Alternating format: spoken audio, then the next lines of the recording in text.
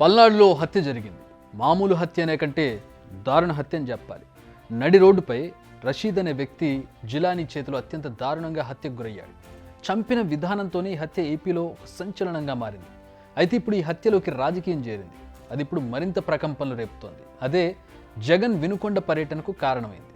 అదే ఇప్పుడు వైసీపీ టీడీపీల మధ్య డైలాగ్ వార్కు ఆజ్యం పోసింది. వినుకొండలో వైసీపీ కార్యకర్త రషీద్ హత్యకు గురైనప్పుడు జగన్ బెంగళూరులో ఉన్నారు. కానీ ఈ విషయం తెలుసుకోగానే ఆయన వెంటనే తాడేపల్లికి వచ్చారు. అటు నుంచి వినుకొండకు బయలుదేరారు. అయితే ఇక్కడ వరకు అంతా బాగానే ఉంది. కానీ ఉదయం అంటూ వినుకొండకు బయలుదేరిన జగన్ సాయంత్రం వరకు కూడా అక్కడికి చేరుకోలేదు. ఇదే ఇప్పుడు అటు వైసీపీ ఇటు టీడీపీ మధ్య మాటల మంటలకు కారణమైంది. వినుకొండకు వెళ్లిన జగన్ రషీద్ కుటుంబాన్ని పరామర్శించారు. వారి కుటుంబ సభ్యులకు ధైర్యం చెప్పారు. అంతేకాదు ఈ సందర్భంగా సంచలన వ్యాఖ్యలు చేశారు. రషీద్ ఒక్కడే కాదు, ఎన్నో హత్యలు దౌర్జన్యాలు జరిగాయని ఆరోపిస్తూ ఉన్నారు. అంతేకాదు ఏపీలో రాష్ట్రపతి పాలన విధించాలంటూ ఒక సంచలన వ్యాఖ్య చేశారు. బుధవారం ఢిల్లీలో ఎంపీలు ఎమ్మెల్యేలతో కలిసి ధర్నా చేసేందుకు పిలుపునిచ్చారు జగన్. గత 45 రోజులుగా రాష్ట్రంలో పరిస్థితి ఏమిటి అని చెప్పి ఒకసారి ఏ సామాన్యుడిని అడిగినా కూడా ఆ ప్రతి సామాన్యుడి నోట్లో నుంచి కూడా వచ్చే మాట ఒకటి: ఈ రాష్ట్రంలో లా అండ్ ఆర్డర్ లేదు, ఈ రాష్ట్రంలో ఆటవిక పాలన సాగుతా ఉంది, ఈ రాష్ట్రంలో తెలుగుదేశం పార్టీ వారు ఎవరైనా సరే వాళ్ళు తెలుగుదేశం పార్టీ వారు అయితే చాలు, ఎవరినైనా కూడా వాళ్ళు పోయి కొట్టచ్చు, ఎవరి ఆస్తులైనా కూడా వాళ్ళు ధ్వంసం చేయొచ్చు, ఎవరినైనా హత్య చేయొచ్చు, ఎవరి మీదైనా హత్యా ప్రయత్నం చేయొచ్చు,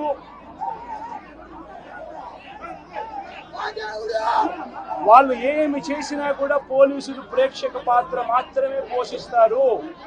నిజానికి జగన్ తాడేపల్లి నుంచి వినుకొండకు చేసిన జర్నీ సమయంలో 2 సార్లు హైదరాబాద్కు వచ్చి తిరిగి వెళ్ళొచ్చు.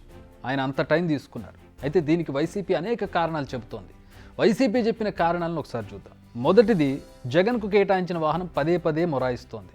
రిపేర్లో ఉన్న బుల్లెట్ ప్రూఫ్ వాహనాన్ని ఇచ్చారు. అందుకే ఆ కారును వదిలేసి సొంత కారులో ప్రయాణించారు. జగన్కు ప్రభుత్వం భద్రతను తగ్గించింది. రోడ్డు మార్గంలో పదే పదే పోలీసులు అడ్డుకున్నారు, ఆంక్షలు విధిస్తున్నారు, కావాలని ఆలస్యం చేస్తున్నారు. జగన్ వెంట వెళ్లిన నేతల కార్లను అనుమతించడం లేదు. 15 సార్లు జగన్ కాన్వాయ్ను అడ్డుకున్నారు. జగన్ వస్తున్న మార్గంలో చాలా మంది అభిమానుల కోసం ఆయన ఆపుతున్నారు. ఇది వైసీపీ వర్షన్. అయితే ఈ ఆరోపణలపై ప్రభుత్వం వెంటనే స్పందించింది. జగన్కు ఎలాంటి భద్రతను తగ్గించలేదు, కండిషన్లో ఉన్న వెహికలే కేటాయించాం, జగన్ వెంట వెళుతున్న వాహనాలను కూడా తాము ఎక్కడా అడ్డుకోలేదన్నారు. ఇక అధికార టీడీపీ మాత్రం చాలా స్ట్రాంగ్గా రియాక్ట్ అయింది. ఏపీలో జగన్ శవరాజకీయాలు చేస్తున్నారంటూ మండిపడింది. జగన్ తమ పార్టీ కార్యకర్త చనిపోతే పరామర్శించడం తప్పు కాదు, కానీ ఇలా వేల మందిని వెంటేసుకుని రావడం శాంతి భద్రతలను దెబ్బతీయడమే అన్నారు. అసలు జగన్కు రషీద్ కుటుంబంపై ఎలాంటి ప్రేమ అభిమానం లేదని, కావాలని ఈ ఇష్యూను పెద్దదిగా చేయాలని చూస్తున్నారంటూ మండిపడింది. అందుకే ఓదార్పు యాత్ర పేరుతో శవరాజకీయాలు చేయడానికి బయలుదేరారంటూ మండిపడింది. అంతేకాదు చంద్రబాబు, లోకేష్ను గతంలో పోలీసులతో ఎలా అడ్డుకున్నారో మర్చిపోయారంటూ రివర్స్ అటాక్ కూడా చేస్తోంది టీడీపీ. మొత్తానికి జగన్ పరామర్శ ఇప్పుడు ఏపీలో రాజకీయంగా రచ్చరేపుతోంది. ఒకరు కరెక్ట్ అని, మరొకరు తప్పని వాదోపవాదాలు చేసుకుంటున్నారు. అయితే ఇక్కడ చంపిన వ్యక్తి, చనిపోయిన వ్యక్తి ఇద్దరూ కూడా గతంలో ఒకే పార్టీలో అంటే వైసీపీలో ఉన్నవారే. ఇది మాత్రం నిజం. ఇదంతా నిజమో ప్రస్తుతం చంపిన వ్యక్తి టీడీపీలో ఉన్నాడనేది కూడా అంతే నిజం. కానీ ఈ మర్డర్కు పార్టీలు ఎంతవరకు కారణం కాదు, వారిద్దరి మధ్య ఉన్న పరస్పర వివాదాల కారణంగానే ఈ హత్య జరిగింది అనేది పోలీసుల వర్షన్. కానీ నిజానిజాలు ఎవరికీ తెలియదు. అది ఎవరికి కావాలి? ప్రస్తుతం కావాల్సింది రాజకీయం. ఇప్పుడు ఏపీలో నేతలు చేస్తోంది అదే.